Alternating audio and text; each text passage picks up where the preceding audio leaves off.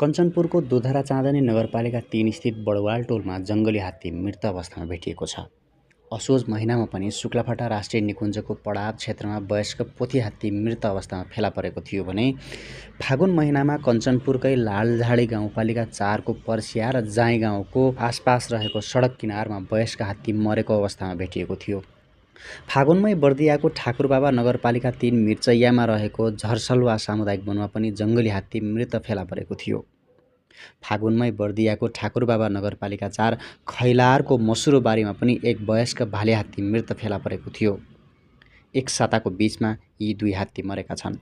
फागुनमै झापाको कचनकवल 7 स्थित पाथिभरा सामुदायिक वनको जलथल जङ्गलमा वयस्क भाले हात्ती सडै गलेर दुर्गन्धित भएको अवस्थामा फेला परेको थियो। चितवनमा माघ महिनामा निकुञ्जकर्मीले चलाएको गोली लागेर जङ्गली हात्तीको मृत्यु भएको थियो। जङ्गली हात्तीहरू धमाधम मर्न थालेका छन्। सरकारले